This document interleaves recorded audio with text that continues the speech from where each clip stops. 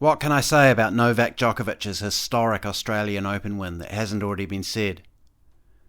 Beyond the obvious sporting prowess it bestows, having matched Rafael Nadal's all-time record of 22 Grand Slam titles, and re-securing his spot as the world number one, there is of course the even more sublime victory, his triumph over the petty, pencil-necked Australian government, who grandstanded on the issue of Novak's refusal to take the COVID vaccine ahead of last year's Open, and subsequently had him deported. Perhaps even more sublime was the fact that Mr. Vaccine himself, Bill Gates, was courtside to witness this victory, the delicious irony of which was summed up in this viral internet meme. I'm not sure I can add much, and I'd be saying nothing original or profound by pointing out the irony of Novak's win in the context of his stance on the vaccine and the abysmal way he was treated, not just by our state and federal governments, but by regular Australians. It bears repeating, however, if only to satisfy my own personal urge to gloat, that Novak came back a year later, obliterated everyone in his path, with a hamstring injury no less, and won the final in straight sets before hoisting aloft the Norman Brooks Challenge Cup is the single greatest sporting fuck you in history. But there is a deeper significance also, one which perhaps transcends the empirical realm and seeps into the ethereal. In the days following Novak's victory, it was difficult to find the haters amid the outpouring of admiration for tennis's GOAT.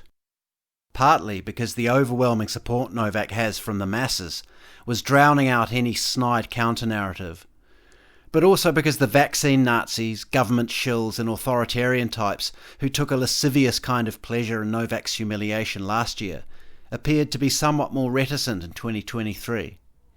Funny that. Still, the evidence of their malevolence is out there, and they really don't like it when you call them on it. They get defensive, like Australian courtside reporter Karen Sweeney did.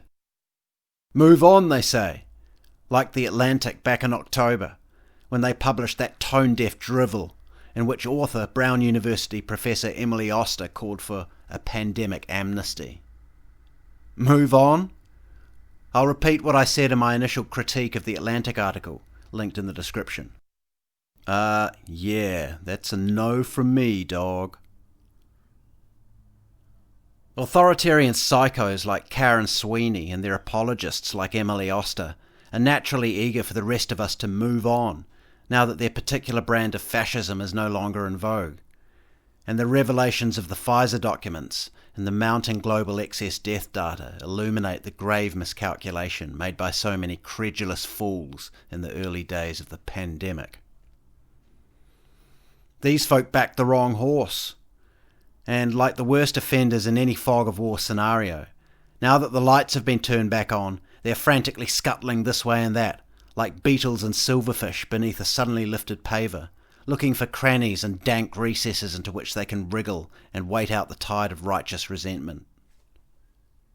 But the forced flippancy these people display as they casually suggest an amnesty for their vile behaviour, and nervously retort, "Move on, I have," is indicative of something that I hadn't until very recently begun to consider, something that is all the more powerfully symbolised in Novak's victory. Could it be that we're winning? In my last video, I tacitly criticised elements of our movement for being overly optimistic about the resignation of New Zealand's self-styled socialist Tsarina, Jacinda Ardern. And while I still believe that a long and painful struggle lies ahead, and that a return to common sense, decency and humanity may yet elude us, the marquee events of the past year or so would indeed suggest that the tide may be slowly beginning to turn. Elon buying Twitter, the rise of the US Republican Freedom Caucus, Ardern's downfall, the bombshell Pfizer expose by Project Veritas, Novak's victory.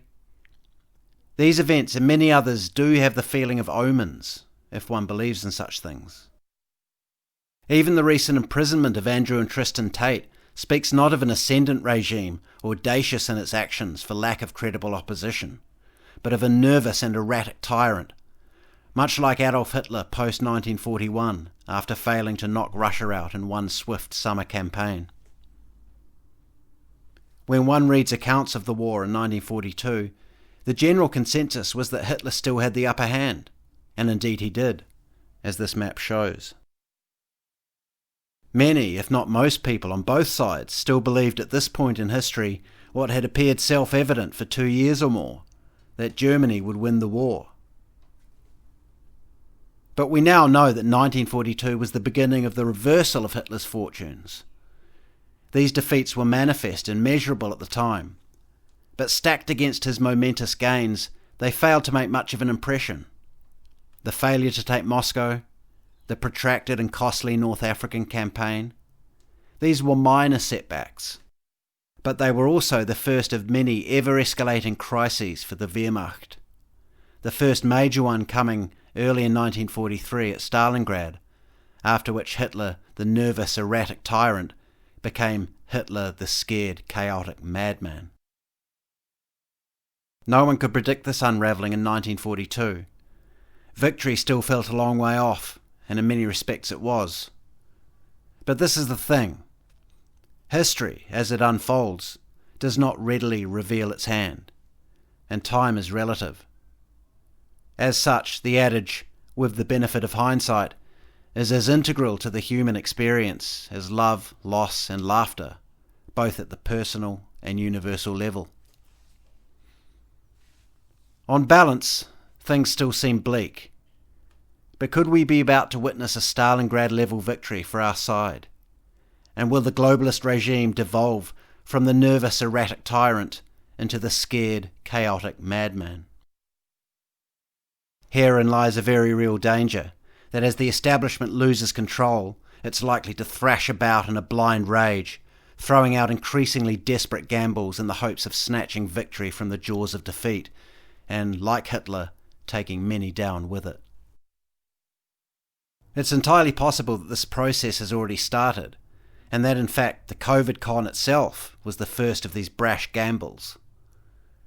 As such, my ostensibly divergent positions between the last video and this one may in fact both apply simultaneously.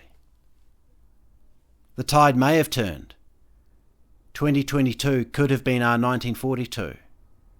There's certainly been cause for hope, especially on the heels of a somewhat lacklustre WEF annual meeting in Davos, and the vibe in our camp has been cautiously optimistic of late, both in alternative media and more mainstream outlets like Sky News Australia and The Spectator Australia, from which I link recent articles in the description. But the war will roll on. For how many years we cannot tell. We're in the eye of the hurricane and there's no shortcut out. The road ahead remains hard and uncertain, and while breathtaking events like the resignation of Ardern and Novak's victory may hail or simply symbolise our final ascendancy, stacked against the gains of our enemies to date, they fail to have any material impact. But symbols are important. Hope is important. To quote everyone's favourite rebel, Andy Dufresne, hope is a good thing, maybe the best of things, and no good thing ever dies. We need heroes like Andy Dufresne and Novak Djokovic, who are willing to crawl through the river of shit to come out clean on the other side. They remind us that we all have that fighting spirit inside us, if we're prepared to dig deep enough. I believe in symbols, in heroes, and in hope. They shine resplendent before us in times of strife, and sometimes they make us smile and chuckle also, like when the man who became a pariah for the freedom movement in the darkest days of our tyranny came swaggering back into Rod Laver Arena and not only beat the Aussie favourite, who apparently jeered at him when he got deported, but won the Grand Slam too, with a frigging injured hamstring to boot. Whatever your thoughts on God, you'd have to admit that if he does exist, then he's not without a wry sense of humour. In fact, I think if God was on Twitter, he'd be a masterful meme lord. Please forgive the pun. They say he moves in mysterious ways, and that's for certain. But I think he also moves in very obvious ways too, grand story arcs of struggle, redemption and justice. We saw one such story unfold at the 2023 Australian Open, and it was a real corker. Thanks for listening. Please subscribe to the channel so you don't miss any future videos. Please also subscribe to my Substack at jjdawson.substack.com. And if you'd like to keep in touch, please do follow me on Twitter at RealJJDawson. You can also follow me on Getter, Gab and Minds. And of course, if you enjoyed this, please do give it a like and share it about, because it really helps me out.